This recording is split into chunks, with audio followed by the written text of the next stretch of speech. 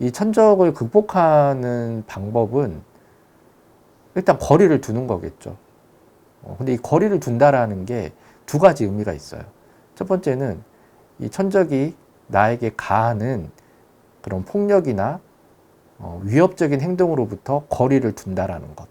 그런 거리 두기가 있겠죠. 그리고 두 번째는 그런 상황 속에서 내가 화가 나고 우울해지고 위축되고 이런 불편한 감정들이 일어나잖아요. 이 감정들로부터도 거리를 두셔야 완벽하게 천적을 극복했다라고 할 수 있습니다.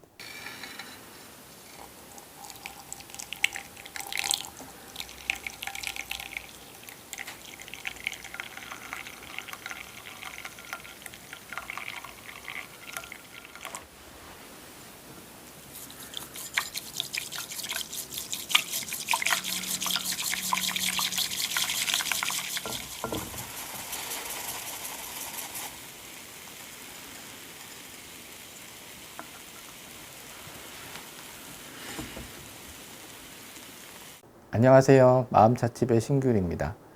오늘은 가족 간의 관계에 대해서 이야기를 해볼까 해요. 가장 쉬우면서도 가장 편하면서도 가장 어렵고 불편할 수 있는 관계가 가족 간의 관계죠. 이런 사연이 있었어요. 제가 한번 읽어드리겠습니다. 어렸을 때부터 제대로 된 사랑을 받지 못하고 자랐습니다. 아버지는 밖에서 좋은 사람이었지만 집에서는 우리들에게 무관심했고 가끔씩 폭력을 휘둘렀어요. 어머니는 이렇게 사는 게 나 때문이라며 저를 탓하고 원망했습니다. 지금은 독립해서 가끔 명절에만 왕래하며 사는데도 한 번씩 만나고 나면 마음이 너무 힘들어집니다. 좋은 사람을 만나도 어느 정도 친해지면 저 사람도 우리 아빠 같을까 믿을 수가 없어서 깊이 사귀기가 힘들어요. 사귀고 나서도 애정 결핍 때문인지 그 사람에게만 매달리고 집중하게 됩니다. 이런 상황이 원망스럽고 우울합니다. 저는 이렇게 일방적으로 한쪽이 한쪽을 괴롭히는 관계를 천적 관계라고 표현을 해요. 사회에서도 천적 관계가 있죠. 내가 이 사람에게 대적할 수 있는 힘이 없는데, 그런 위치에 있지 않은데 그걸 알고 상대방이 나를 계속 괴롭힐 때, 가정에서도 마찬가지죠. 내가 대꾸할 힘도 없고 그런 위치도 아니고 그런 상황인 걸 그 사람이 뻔히 알고 있으면서 나를 괴롭힐 때, 이 사람은 내 마음의 천적이구나 라고 생각을 합니다. 이 사회에서의 천적은 내가 일을 그만두거나 아니면 그 사람과 함께 있는 그 공간을 탈출하는 순간 그 천적의 관계에도 사라질 수가 있죠. 그런데 이 가족은 벗어날 수가 없잖아요. 내가 한번 가족의 그 인연으로 맺어지게 되면 내가 떠나고 싶다고 떠날 수 없고 내가 그만두고 싶다고 그만둘 수가 없잖아요. 그래서 이 내 삶에서 가장 치명적인 천적이 있다라면 그 천적은 늘 내 가족 속에 있는 것 같아요. 이 천적을 극복하는 방법은 일단 거리를 두는 거겠죠. 근데 이 거리를 둔다라는 게 두 가지 의미가 있어요. 첫 번째는 이 천적이 나에게 가하는 그런 폭력이나 위협적인 행동으로부터 거리를 둔다라는 것. 그런 거리 두기가 있겠죠. 그리고 두 번째는 그런 상황 속에서 내가 화가 나고 우울해지고 위축되고 이런 불편한 감정들이 일어나잖아요. 이 감정들로부터도 거리를 두셔야 완벽하게 천적을 극복했다라고 할 수 있습니다.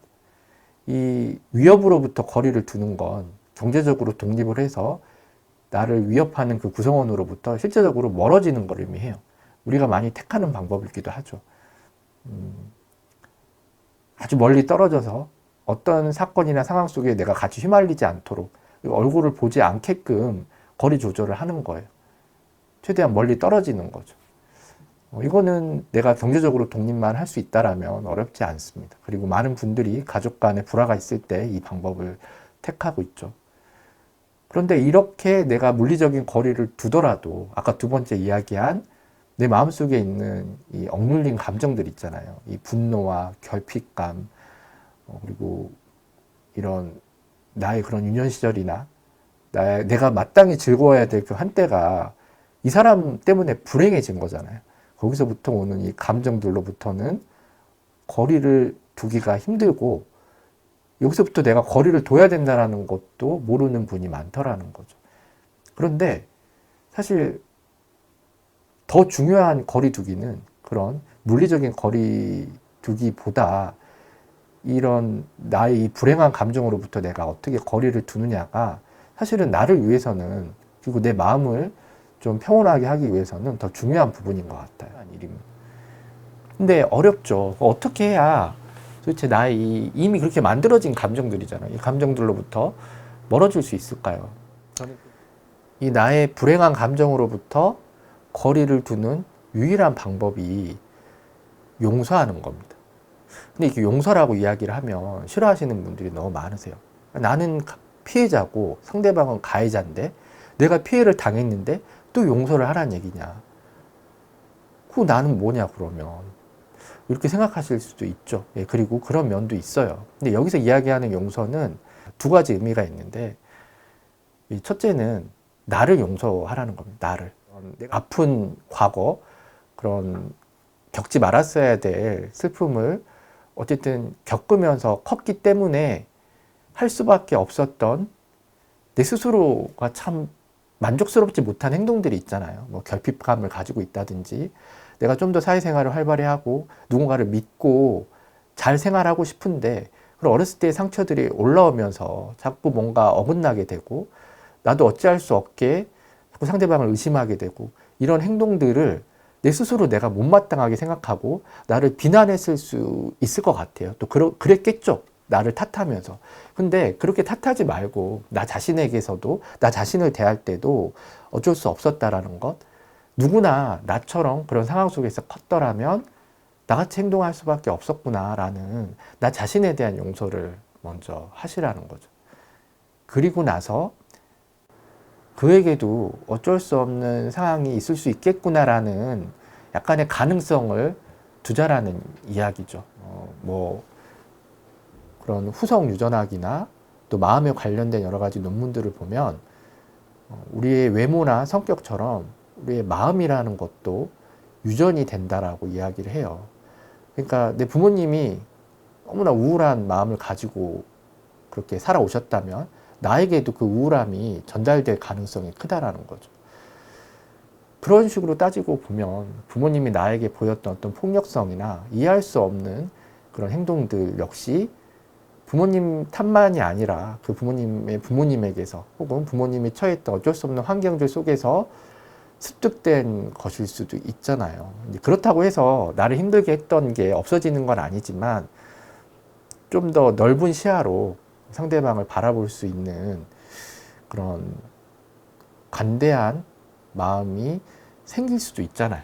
그런 시선으로 상대방을 보는 게 왜 중요하냐면, 내가 그렇게 어쩔 수 없는 부분이 있었겠지라는 마음이 그 사람의 행동을 조금이나마 좀 이해할 수 있게 해주고 공감할 수 있게 해주고, 그 공감이 그 사람에 대한 수용을 부르고 그 수용이 내 마음을 편하게 해주거든.